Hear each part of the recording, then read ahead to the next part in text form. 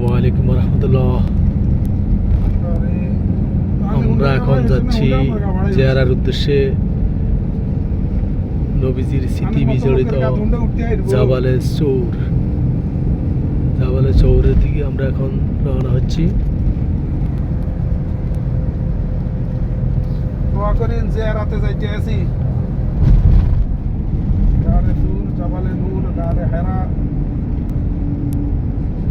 হিসাব করে একটু দেখাইতে দিই।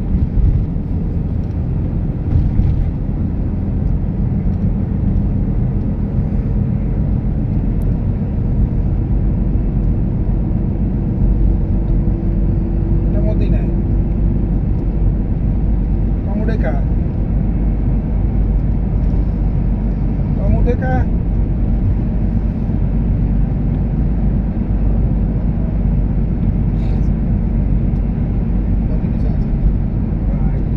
মেহনত কমে গেছে, মেহনত কমলে তো এটা হইব।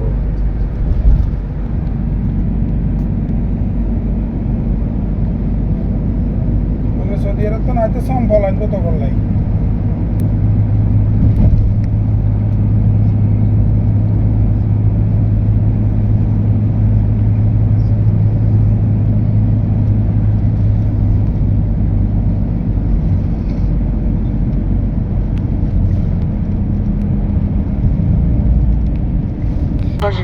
দেখেন এটা হচ্ছে জবালে সুর, এটাই জবাল সুর। আমরা এখান থেকে দেখতেছি, কিন্তু আমরা আরো কাছে যাবো, কাছে গিয়ে দেখবো।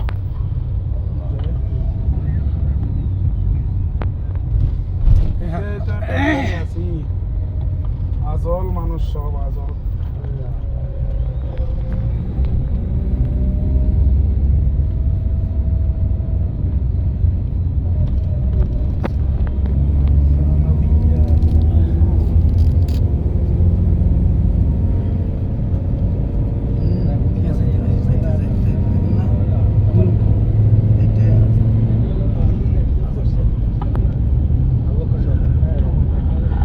জবালে সুর হচ্ছে রাসূল সাল্লাল্লাহু আলাইহি ওয়াসাল্লাম আবু বকর সিদ্দিক রাদিয়াল্লাহু নিয়ে যে হিজরতের উদ্দেশ্যে বের হয়েছিলেন, যখন কাফের মুশরিকরা ওনাদেরকে যে এলান করে দিয়েছে যেখানে পাবে মেরে ফেলবে ওনাদেরকে, তখন আল্লাহ রাসূল আবু বকর সিদ্দিককে নিয়ে এই পাহাড়ের গুহায়, পাহাড়টা হচ্ছে 5000 ফিট উপরে, উঠতে অনেক সময় লাগে, নামতেও সময় লাগে। মেবি 2 ঘন্টার বেশি সময় লাগে উঠতে। তো এই গুহাতে আত্মগোপনে ছিলেন রাসূল সাল্লাল্লাহু আলাইহি সাল্লাম আর আবু বকর সিদ্দিক রাদিয়াল্লাহু।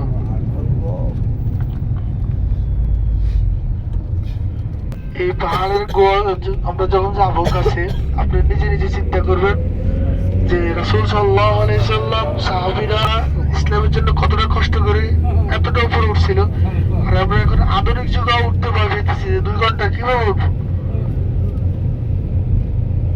মক্কা জিয়ারত হয়েছে শুধু দেখা, নিজের মনরে তৈরি করা, যে মানে কি হয়েছে, আমরা কি করতেছি, এই জিনিসটা ফিল করার জন্য এই যে মক্কা জিয়ারত। আর মদিনা জিয়ারত হয়েছে আপনার নামাজ আছে, দেখা আছে, ওটা তো ইনশাআল্লাহ আমরা মদিনা গেলে পূজা করা বলে দেবো।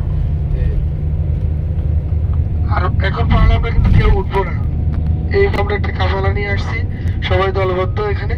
তো একজনের কারণে দেখা যায় আমাদের আরো বাকি 21 জন 22 জনের সমস্যা হবে, এই কারণে আমরা উঠবো। যদি কেউ উঠতে চায় পারে, নিজ দিয়ে কাশি উঠতে পারে, তবে আমি মনে করবো যে এখানে ওঠাটা ঠিক হবে না, কারণ অনেক সময় লাগে। তো আপনি অসুস্থ হয়ে যাবেন, মক্কা আপনার সফর এখনো বাকি আছে।